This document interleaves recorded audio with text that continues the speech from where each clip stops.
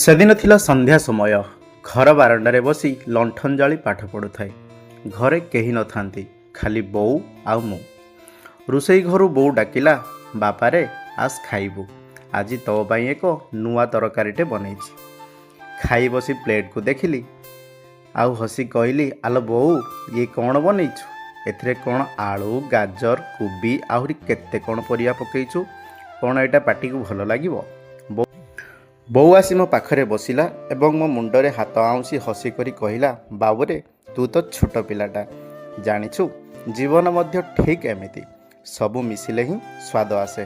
ବାସ୍ ସେଇଦିନ ଖାଇଲା ବେଳେ ବୁଝିଲି, ସାଧାରଣ ଖାଇବାରେ ମଧ୍ୟ ଜୀବନର ଶିକ୍ଷା ଲୁଚି ରହିଛି। ଆଜି ଘରଠୁ ଦୂରରେ ଅଛି ସିନା, ହେଲେ ବୋଉର ସେ ପଦଟେ କଥା ଆଉ ତା ହାତର ସେ ମିକ୍ସ ଭେଜ୍ର ସ୍ୱାଦ ଆଜି ବି ମନେ ରହିଯାଇଛି। କ'ଣ ସାଙ୍ଗମାନେ, ଆମ ଜୀବନଟା କ'ଣ ସତରେ ଏମିତି କି? ଯଦି ଭିଡ଼ିଓଟି ଭଲ ଲାଗିଥାଏ ତାହେଲେ ଲାଇକ୍ ଓ କମେଣ୍ଟ ନିଶ୍ଚିତ କରନ୍ତୁ। ଆଜି ପାଇଁ ରହୁଛି, ଜୟ ଜଗନ୍ନାଥ।